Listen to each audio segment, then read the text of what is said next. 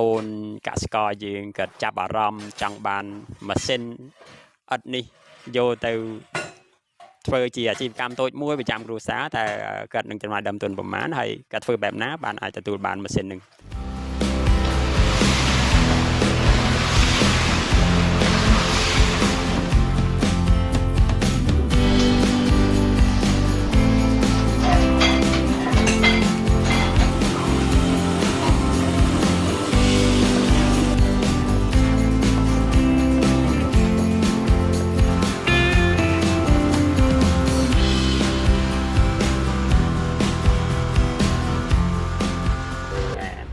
យើង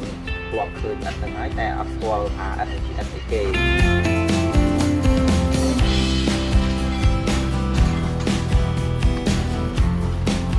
លោកនួឧត្តមគឺជាកូនកសិករមួយរូបដែលជាសិប្បករប្រកបរបរផលិតឥដ្ឋបុកសម្រាប់លក់ជូនទៅដល់អតិថិជននៅក្នុងតំបន់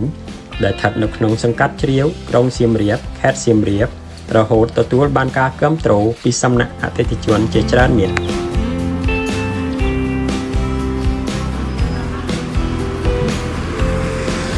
បាទខ្ញុំឈ្មោះនូឧត្តមហើយជាម្ចាស់សិប្បកម្មឥដ្ឋបុកបរិស្ថានដែលមានទីតាំងនៅក្នុងភូមិជ្រាវសង្កាត់ជ្រាវក្រុងសៀមរាបខេត្តសៀមរាបបាទហើយតាំងពីលោកអូនចាប់ដើមសិប្បកម្មមួយនេះមកលោកអូនចាប់ដើមនៅឆ្នាំណាហើយមកដល់ពេលនេះមានរយៈពេលប្រហែលឆ្នាំដែរចាប់តាំងពីយើងបើកសិប្បកម្មនេះមកគឺតាំងពីមុនកូវីដក្នុងឆ្នាំ2018ខែ10បាទយូរដែរបាទគិតមកដល់ពេលនេះប្រហែលជា76ឆ្នាំហើយចំពោះឥដ្ឋបុកប្រភេទនេះត្រូវបានប្រជាជនភាគច្រើនដាក់ឈ្មោះឲ្យផ្សេងគ្នាតែចំពោះលោកនួឧត្តមដោយមើលឃើញពីសារៈប្រយោជន៍នៃឥដ្ឋនេះលោកក៏បានឲ្យឈ្មោះហៅថាឥដ្ឋបុកបរិស្ថានដែលអាចជួយសន្សំសំចៃនៅធនធានធម្មជាតិបានជាច្រើនបើប្រៀបធៀបទៅនឹងឥដ្ឋដុតធម្មតាដោយនេះគឺជាការប្រើប្រាស់នៅកម្ទេចកំទីថ្មឬថ្មផេះដែលក្រុមហ៊ុនទុកចោលឬលក់ក្នុងតម្លៃធូរថ្លៃនោះអាចយកមកផលិតចេញជាឥដ្ឋសាងសង់បានស្ទើរគ្រប់ប្រភេទសំណង់ទាំងអស់បងប្អូនយើងធ្លាប់ឃើញឥដ្ឋនឹងហើយតែអត់ស្គាល់ថាឥដ្ឋនឹងជាឥដ្ឋអីគេអ្នកខ្លះក៏ហៅឥដ្ឋស៊ីម៉ង់ហើយអ្នកខ្លះទៀតក៏ហៅឥដ្ឋបុកហើយអ្នកខ្លះទៀតក៏ហៅជាទៅហៅឥដ្ឋទៅឥដ្ឋធម្មតាអញ្ចឹងទៅប្លុកអីចឹងទៅហើយភាសាបរទេសគេហៅប្លុកអីចឹងទៅហើយស្រីឯចំណែកខ្ញុំវិញខ្ញុំដាក់ឈ្មោះថាជាឥដ្ឋបុកបរិស្ថានពីព្រោះអីដោយសារថាឥដ្ឋហ្នឹងយើងយកមកបុកដើមឡើយយើងអត់ទាន់មានម៉ាស៊ីនទេចាស់ពីដើមគាត់មានពុំជាក្តារអញ្ចឹងណាហើយគាត់លាយស៊ីម៉ងហ្នឹងមកគាត់បាច់យកថ្មយកខ្សាច់លាយស៊ីម៉ងឲ្យធម្មតាតែគាត់អង្គុយបុកបាទគាត់អង្គុយបុកអញ្ចឹងទៅហើយបានគាត់យកទៅកលាស់ចេញពីពុំទៅយកហាលទៅคล้ายទៅជាឥដ្ឋដល់ពេលបច្ចុប្បន្នដែលខ្ញុំមើលឃើញហ្នឹងគឺខ្ញុំចង់ផ្សារភ្ជាប់ដោយសារថាឥដ្ឋនេះវាតាក់ទងទៅនឹងបរិស្ថានដែរដូចបងប្អូនឃើញហើយថាឥដ្ឋធម្មតាឥដ្ឋក្រហមអីភាគច្រើនមុននឹងคล้ายជាឥដ្ឋយកមកប្រើប្រាស់ហ្នឹងគឺគាត់ចំណាយទៅលើធនធានធម្មជាតិនឹងច្រើនដូចជាត្រូវទៅជីកដីបាទដីប្រភេទដីឥដ្ឋនៅតាមតំបន់មួយចំនួនដែលមានដីប្រភេទអាចធ្វើឥដ្ឋបានហើយបន្ទាប់ពីបានដីគេយកមកកិននៅក្នុងម៉ាស៊ីនផលិតចេញជាពុម្ពជាឥដ្ឋហើយបានគេយកទៅដុតហើយការដុតហ្នឹងបងប្អូនដឹងហើយគឺគេកាប់ឈើដើម្បីយកមកធ្វើអុសដើម្បីដុតឲ្យខ្លាយទៅជាឥដ្ឋអញ្ចឹងយើងចំណាយនៅធនធានអស់ជាច្រើនរីឯឥដ្ឋរបស់យើងវិញនេះឥដ្ឋបុកបរិស្ថាននេះគឺយើងយកតែវត្ថុធាតុដើមកំទេចថ្មលាយតែស៊ីម៉ងទេគឺយើងយកដើម្បីឲ្យមានភាពរឹងមាំបន្ថែមយើងយកមកលាយស៊ីម៉ងហើយយើងយកមកបុកហ្នឹងគឺវាមានពុម្ពប្រភេទចាស់ពីដើមក៏បានហើយបច្ចុប្បន្ននេះយើងទំនើបកម្មយើងមានដល់ម៉ាស៊ីនអញ្ចឹងយើងយកមកអុកនៅក្នុងម៉ាស៊ីនទៅវាមានលក្ខណៈហាប់ណែនល្អជាងបុកដៃទៅទៀតអញ្ចឹងឥដ្ឋនេះមានគុណភាពជាងបុកដៃពីដើមអញ្ចឹងណាហើយវាបានលឿនហើយវាអាចផលិតបានច្រើនពាន់ដុំក្នុងមួយថ្ងៃអញ្ចឹងទៅអាចគ្រប់គ្រងទីផ្សារបានគ្រប់គ្រាន់ហើយវាពិសេសឡើងហ្នឹងដោយថាយើងវាអត់ចូលរួមបំផ្លាញបរិស្ថានច្រើនទេផ្ទុយទៅវិញគឺសន្សំចៃនៅបរិស្ថាន ដោយសារតែយើងរើសតែកំតិចថ្មដែលគេកិនសម្រាប់អភិវឌ្ឍផ្លូវថ្នល់ដូចជាអគារអីផ្សេង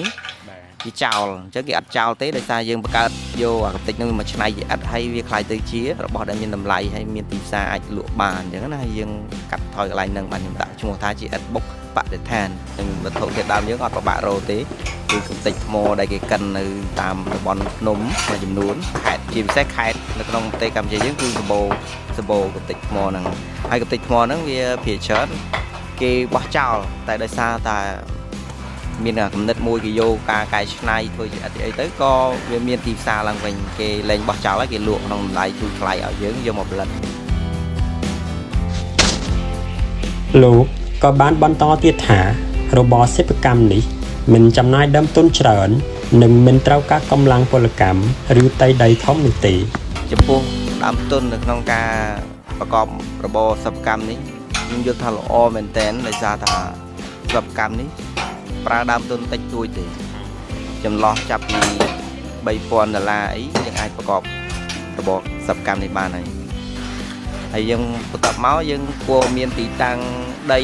ដីក៏មិនត្រូវការដីធំដែរយើងត្រូវការដីទំហំតែ10ម៉ែត្រគុណ20ម៉ែត្រអីយ៉ាងតូចបំផុតណាយើងអាចប្រើប្រាស់បានហើយហើយរោងដូចឃើញនៅក្នុងក្រោយខ្នងពួកយើងនេះគឺទំហំវាតែ6ម៉ែត្រគុណ10ម៉ែត្រទេយើងសម្រាប់ដាក់តែម៉ាស៊ីនហើយនឹងស៊ីម៉ង់កុំឲ្យវាទឹកអញ្ចឹងណាសម្រាប់សិប្បកម្មលក្ខណៈគ្រួសារតូចមួយនេះក៏បានផ្ដល់នូវការងារបន្ថែមទៅដល់ប្រជាជននៅក្នុងតំបន់នេះផងដែរលោកពូម៉ននិងលោកពូចេងដែលជាប្រជាជននៅក្នុងតំបន់នេះលោកបានធ្វើការជាមួយនឹងលោកនុឧត្តមនៅក្នុងសិប្បកម្មលក្ខណៈគ្រួសារមួយនេះតាំងពីយូរមកហើយដោយលោកបានមានប្រសាសន៍ថា បាទឈ្មោះម៉នមកធ្វើការនៅកន្លែងនេះតាំងពី2019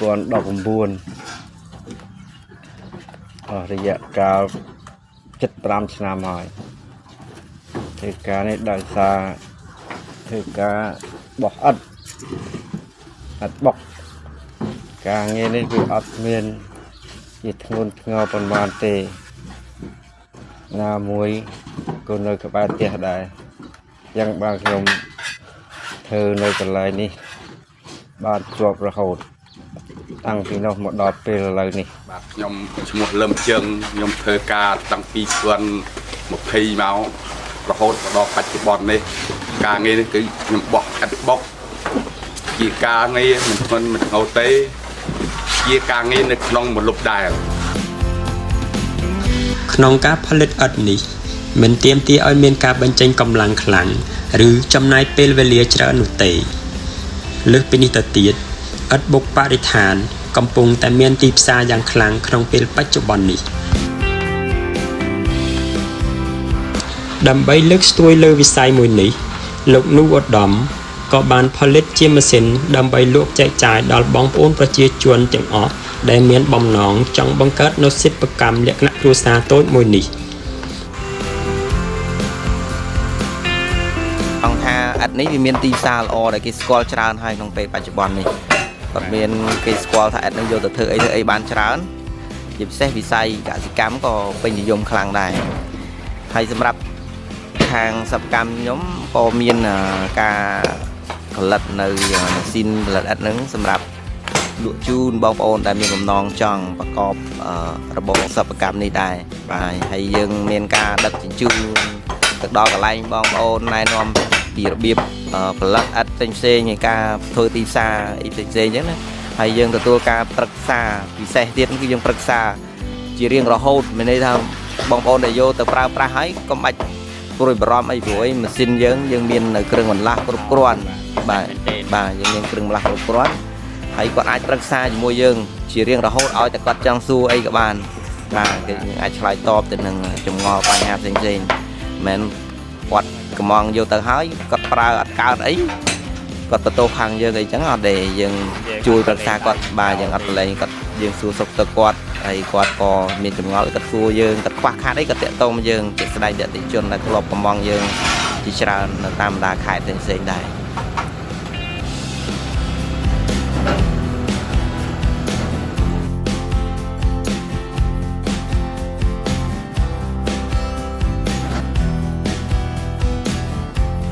ហើយតាក់ទងនឹងម៉ាស៊ីននេះផងដែរតើម៉ាស៊ីននេះយើងមានប៉ុន្មានប្រភេទដែរចិនបុកអត់នេះ សម្រាប់ម៉ាស៊ីនខាងយើងខ្ញុំបែងចែកជា3ប្រភេទហើយប្រភេទទី1ហ្នឹងគឺប្រភេទដែលបុកអត់ចេញម្ដង2ដុំធម្មតាបើយើងប្រើកម្លាំងសុទ្ធហើយកម្លាំងពលកម្មគឺ3នាក់ហើយប្រភេទទី2ហ្នឹងប្រភេទបុកអត់ម៉ាស៊ីនបុកអត់ចេញម្ដងផលិតម្ដង2ដុំដូចគ្នាគាត់ថាហ្នឹងវាមានទំនើបជាងវាប្រើប្រព័ន្ធ hydraulic គេហៅថាបូមជា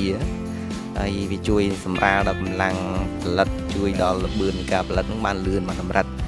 ហើយទី3ហ្នឹងគឺប្រភេទពុំ4ហើយពុំ6គឺយើងអាចផលិតបានតែអាស្រ័យទៅតាមកម្រាស់អិតហើយហ្នឹងគឺប្រើប្រព័ន្ធ hydraulic ដូចគ្នាហើយជាក់ស្ដែងនៅក្នុងឈុតម៉ាស៊ីនរបស់យើងនីមួយនេះគឺវាមានលក្ខណៈ full set ណាឈុតពេញហើយនឹងកន្លះឈុតហើយនឹងតែតួម៉ាស៊ីនអញ្ចឹងណាហើយបងប្អូនអាចជ្រើសរើសជាវឬក៏កំងបានគ្រប់ផ្នែកទាំងអស់មិនថាផ្នែកនឹងជាផ្នែកណាមួយដូចជាគ្រឿងបន្លាស់ក៏ដោយក៏បងប្អូនអាចកំងបានដែរតួបងប្អូនមានតួម៉ាស៊ីនដែលបងប្អូនកំងពីប្រទេសផ្សេងឬក៏ពីប្រភពណាផ្សេងក៏យើងអាចធ្វើពុំតម្រូវឬក៏លក្ខណៈហៅថាគ្រឿងបន្លាស់តម្រូវសម្រាប់ម៉ាស៊ីនបងប្អូនផងដែរជាស្ដែងគឺមានអតិថិជនយើងកំងដូចហ្នឹងហើយនៅក្នុងឈុតពេញរបស់វាហ្នឹងក្នុងមួយឈុតពេញរបស់វាតម្រូវឲ្យមានលក្ខណៈពេញលេញទើបយើងអាចផលិតបានឥតច្រើនពាន់ដុំក្នុងមួយថ្ងៃអញ្ចឹងណានៅក្នុងមួយឈុតវាហ្នឹងទី1គឺយើងត្រូវមានម៉ូក្លុកស៊ីម៉ង់ម៉ូក្លុកស៊ីម៉ង់នោះគឺជាម៉ាស៊ីនសម្រាប់កូរលាយលបាយស៊ីម៉ង់ឲ្យវាសប់បាទឲ្យសប់មុននឹងធ្វើការបុកអិតបន្ទាប់ពីយើងមានម៉ូក្លុកស៊ីម៉ង់ហើយយើងមានតូយ៉ងប្រើខ្សែពានធំដូចខ្សែពានដែលគេអូសស្រូវបាវធំនៅក្នុងរោងចក្រកាន់ស្រូវធំអញ្ចឹងណាហើយយើងអូសលបាយស៊ីម៉ង់ហ្នឹងឡើងមកតៅត្រង់មួយដូចម៉ាស៊ីនកាន់ស្រូវដែរអញ្ចឹងបងប្អូនអាចមើលតាមវីដេអូហ្នឹងទៅយើងឃើញហើយបន្ទាប់ពីស្តុកទុកនៅក្នុងតៅហើយយើងមានតួម៉ាស៊ីនសម្រាប់បុកយើងកាយលបាយដែលចេញពីតៅដែលយើងត្រង់ពីម៉ូក្លុកស៊ីម៉ង់មកយើងត្រង់ទុកហើយយើងបើកយកលបាយហ្នឹងមកបុកនៅក្នុងម៉ាស៊ីន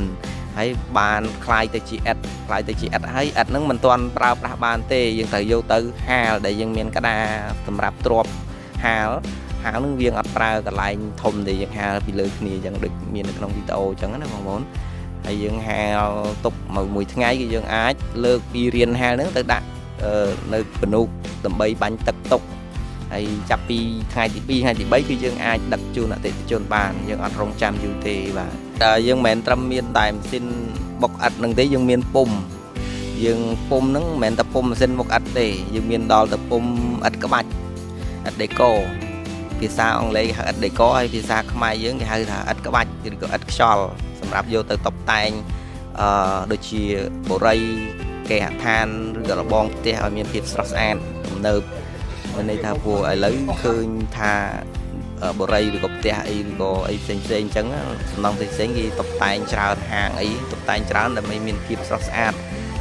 បាទដូចបងប្អូនឃើញនៅក្នុងវីដេអូខ្លីៗអញ្ចឹងបាទអរគុណច្រើនមែនទែនបាទលោកប្អូនអញ្ចឹងឃើញថាគ្រប់បងប្អូនអតិថិជនទាំងអស់បាទដែលបានចង់កំងជាអិតឬក៏ចង់បានជាម៉ាស៊ីនប្រើប្រាស់សម្រាប់បង្កើតនៅសិប្បកម្មបែបគ្រួសារក្នុងវិទ្យាឋានរៀងខ្លួនបងប្អូនមិនមានការបារម្ភទេបាទលោកប្អូនគាត់ពងគ្រប់សម្ភារៈបាទមានគ្រឿងបន្លាស់គ្រប់មុខគ្រប់ប្រភេទបាទលោកប្អូនខ្វះស្អីកំងហ្នឹងបាទងាយស្រួលមែនទេប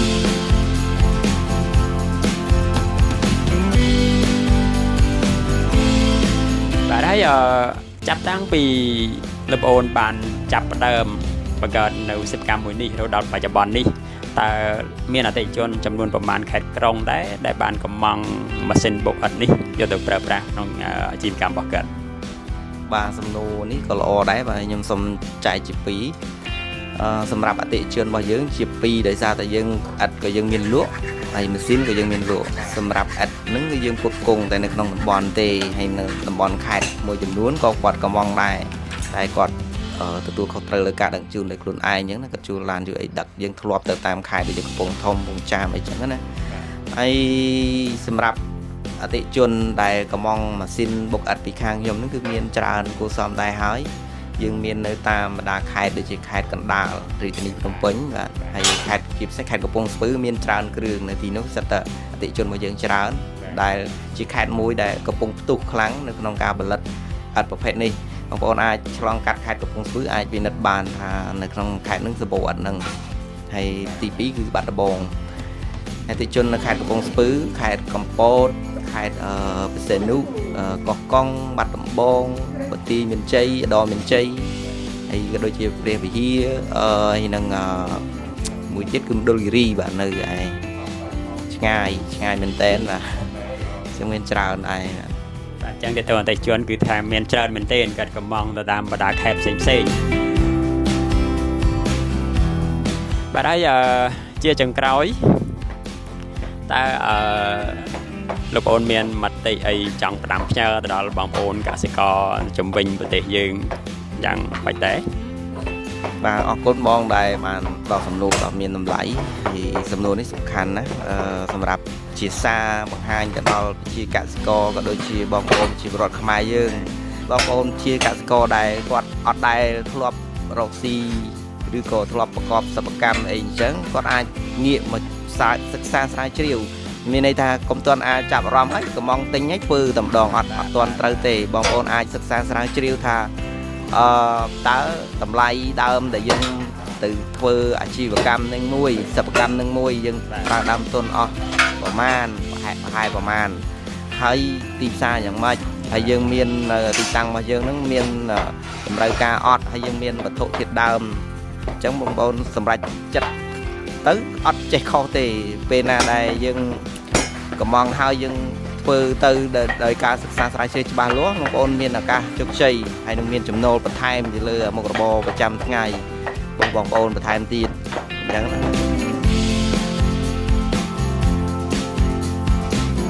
បាទអញ្ចឹងខ្ញុំបាទអរគុណលោកប្អូនច្រើនមែនទេដែលបានចំណាយពេលដ៏មានតម្លៃបាទផ្ដល់នូវកិច្ចសម្ភាសដល់ក្រុមការងាររបស់យើងខ្ញុំហើយជាចុងក្រោយក៏សូមជូនពរលោកប្អូនឲ្យសិប្បកម្មនេះកាន់តែរីកចម្រើនធំធាត់តយូរអង្វែងបាទ